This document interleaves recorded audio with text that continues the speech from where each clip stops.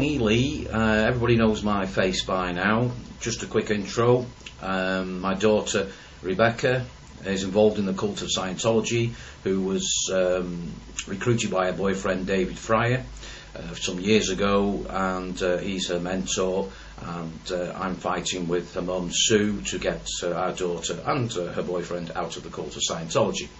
Right, it's this video is basically, I'm calling it the cult of Scientology fair game policy failed. Now, some years ago I made a friend in a gentleman called Dr. Chris Doyle, and he's well known on YouTube, done many YouTube videos under the name of Doyle6315. Now, Mr. Chris Doyle is a doctor. He's a doctor of psychiatry.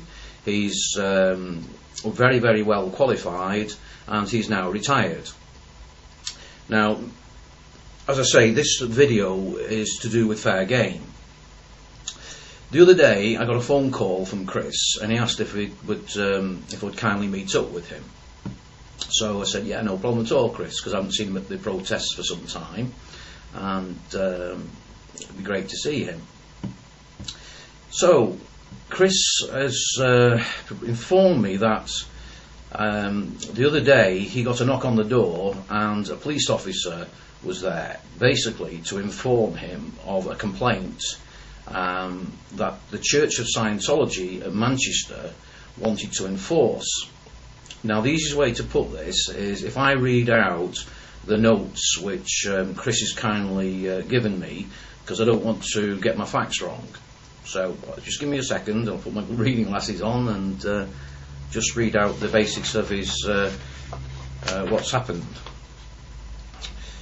Hi Tony, it was a pleasure to meet with you at length this afternoon. It has been far too long. To confirm the events of the afternoon, it seems that Tracy Fish has handed a bundle of postcards to the Greater Manchester Police in the hope the senders would be prosecuted for crimes such as harassment and emotional distress.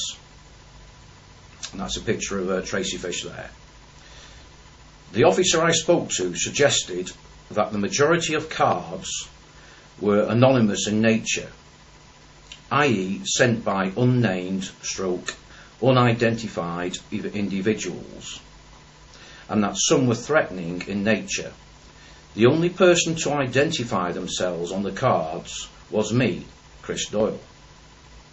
But the officer acknowledged that although my cards would be extremely annoying to the Scientologists, they were perfectly legal.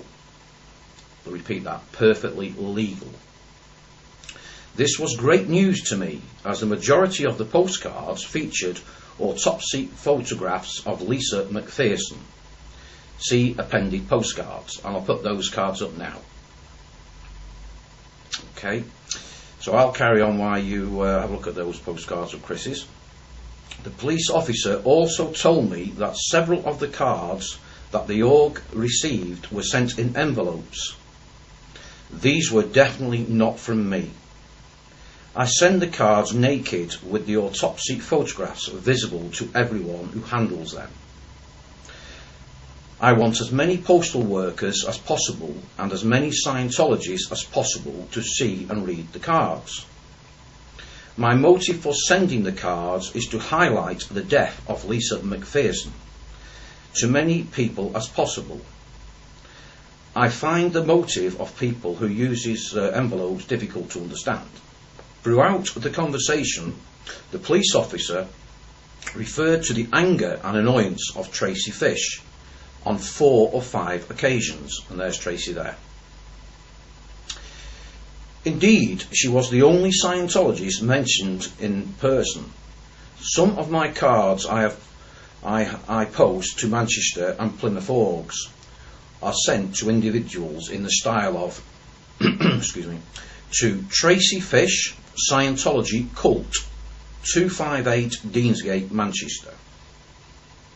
Clearly, Tracy is the most furious by the naming and shaming. I routinely also name Anthony Brinkman. And there's a picture of Mr. Anthony Brinkman. Rupert Paddy, think it's Purdy, I'm not sure. Ralph Angel, Plymouth. Ryan Kitson, Plymouth.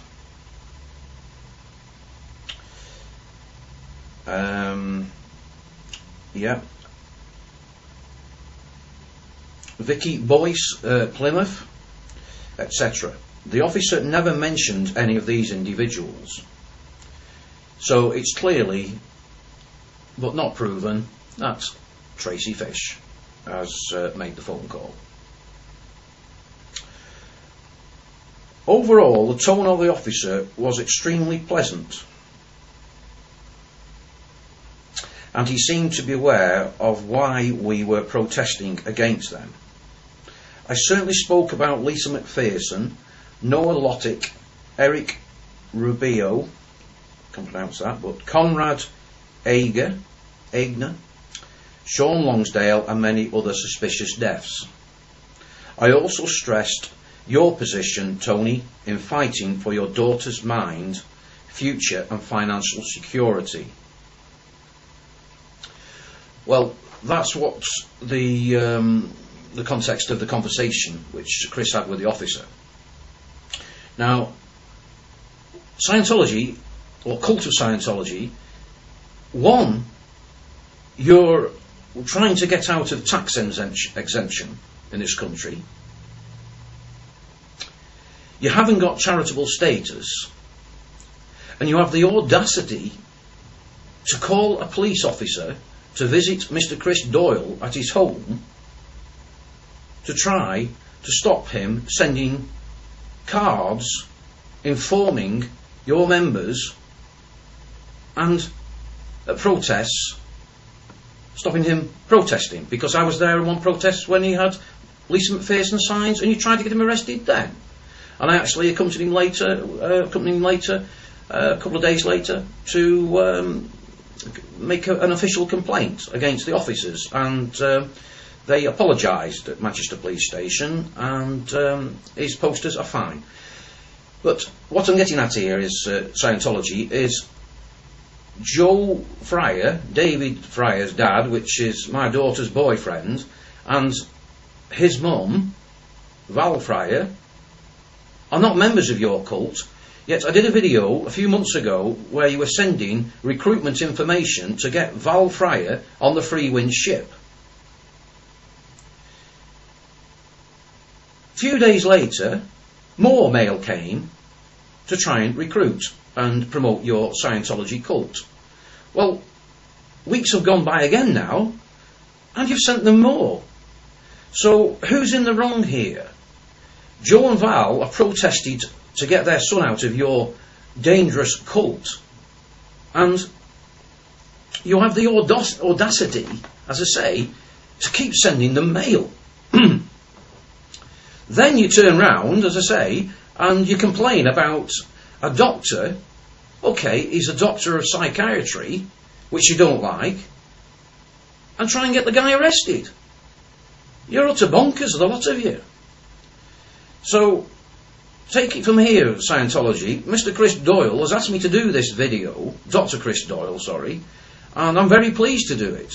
He's a friend of mine, and he's campaigning against the cult, not just for me, but he is trying to do as much as possible for my family, and he's not going to stop. I'm not going to stop. Sue's not going to stop, and Joe and Val aren't going to stop.